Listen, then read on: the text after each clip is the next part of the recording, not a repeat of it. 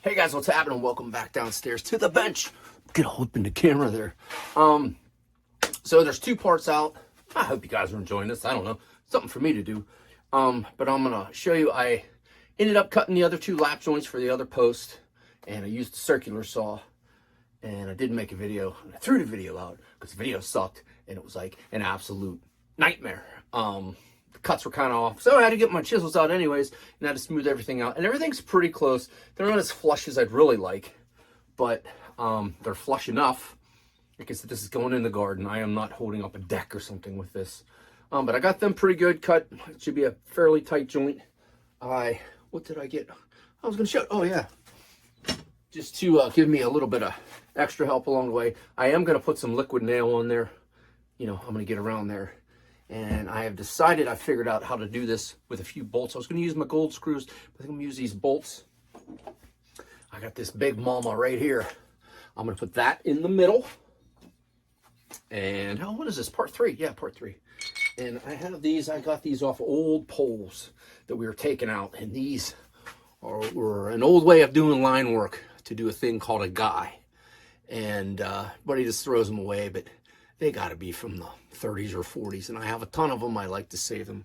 But what I'm going to do is I'm going to put one on each side of that 4x4. And I got some hooks to, you know, put some rope over and hang things, maybe a hose or something like that. And the thing is, they have a super amount of history.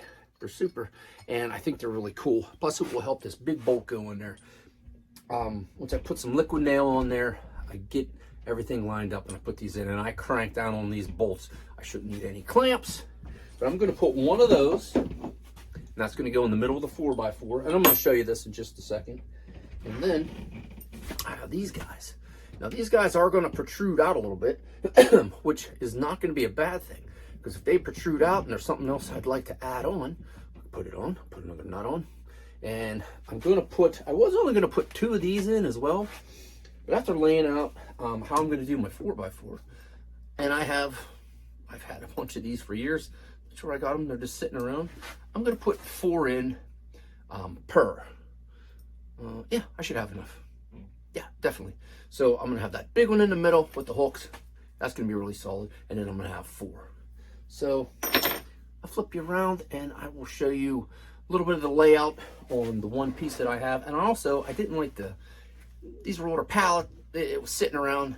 So I got the old hand plane out and I did hand plane down the piece. I've only done one piece yet. I'm just doing the layout.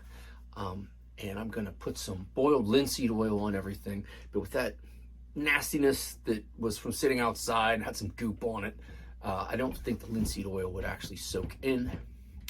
But I will spin you around. I'll show you my layout around about what I'm gonna do. And maybe we'll have the camera set up when I poke a couple holes in there. So give me a second to redo the camera and I'm getting excited. Okay, so this is the half piece. I took one of those 4x4s I had, and I cut it directly in half, so I have a half for each one. And here's my joint. Like I said, I did this one with a circular saw. It definitely came out looking a lot nicer, but it's still, the cut was wonky, so got in there with mold chisels, which are actually pretty cheap, inexpensive chisels. But Paul Sellers watched his videos, and I have those things sharpened up, and they work great. So, oh yeah, I started screwing up, cutting on the wrong side. So what I did was I got a little, oh, and you can see how nice the wood looks compared to that. And like I said, I just got a little bit of hand plane, you know, got the heart rate up for a little bit. But what I did was I marked my 4 holes for these longer bolts. I'm gonna have 4 in there, and I may do 2 that way and 2 this way. I don't know if it matters. And then right there is kind of the center, and that's where I'm gonna put the really big bolt with those couple hooks. So I gotta get this guy in a vise. I gotta get the drill out and going, and let's drill a couple holes. All right, so we got her in the vise. We got it all down. Now for this center one, I have a Forstner bit, and I have a spade bit. And I don't know what one I want to use. I want to get it down where it pokes a little bit through here and then drill that way. Not that you're going to see this, but still don't want a bunch of crappy blowout. But I do have my drill bit picked for these guys. So probably speed this up and let's drill a couple holes.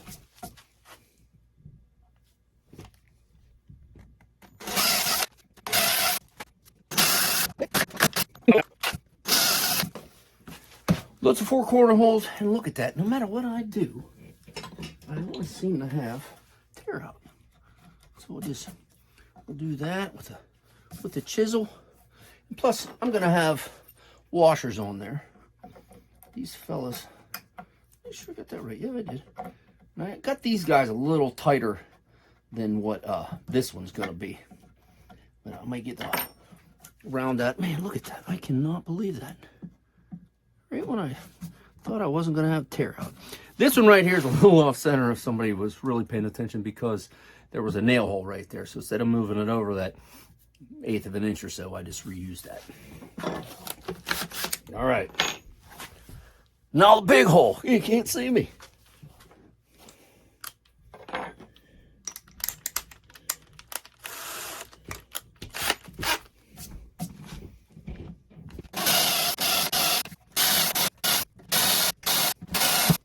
All right, so I know you can't see me, but you can hear me. So I got that hole, and that's a little bigger than what I wanted, but that's the only drill bits I could find were my 5/8, and I'm sure there's some fractional interplay in there. But like I said, once I put a little bit of liquid nail and stuff on there, I think it's going to be good. So this is just part 1 of part 3 of part 2-5. No, I'm just kidding. But I'm going to clean this up a little bit and get the other piece up here and planed up, and I will show you guys. I'll bring you back when I'm going to glue up and tighten everybody down. Okay, guys, I drilled my other holes. Man, I was really off on my lap joint. A little bit of gap at the top here and there. But all in all, I just did a dry fit. No, I didn't put any glue or anything like that. I'm not sure. I think I may put should I put the linseed oil on first? Actually, I want to burn the bottoms like I said in the previous video. I don't want to burn them. I want to char them so when they go in the ground. Boiled linseed oil, torch and open flame. Not really a match made anywhere. So I think I will torch them first. I don't want to catch nothing on fire. I'll torch them first. And after all that's done, I will put some boiled linseed oil on them. Tell you what, I'm going to flip you around just to show you my initial mock-up. Like I said, nothing's glued, because it'll probably be easier to actually char the bottoms in once shorter than longer. So flip you around and check it out, man. I'm pretty satisfied. Okay, well, check it out. Hey, I got those hooks. They're pretty, laying up pretty square. I forgot to even square them. Then I have these, and like I said, it's floating away. I put 2 that way and 2 this way. And I have a hook on the other side. Like I said, I like to, always like to hang, some rope off of there to hang a speaker.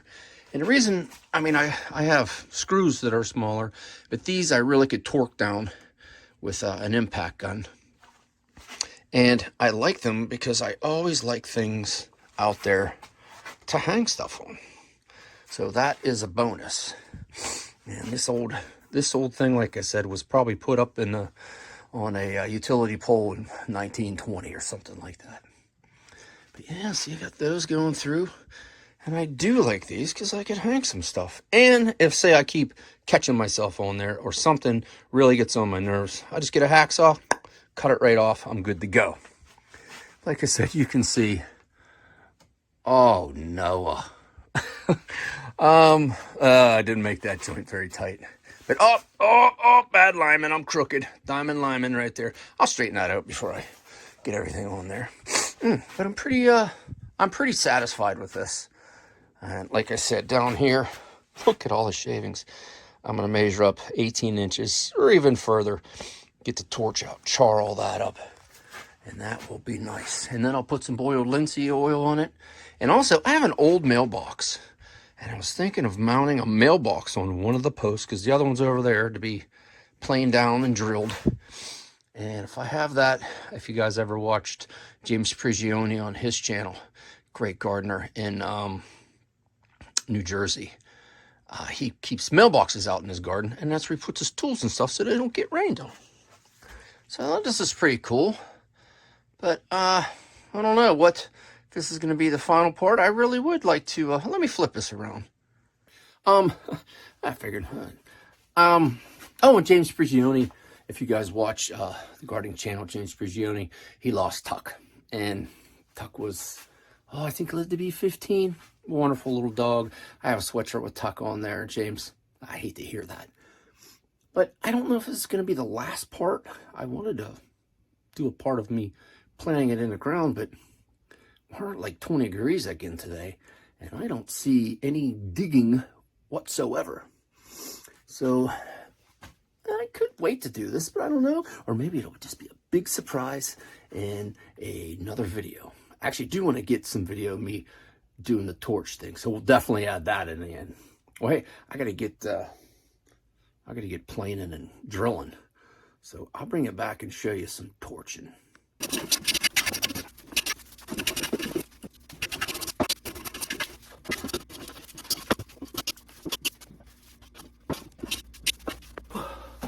That's what I'm going to do to all these, so they'll take that linseed oil pretty good.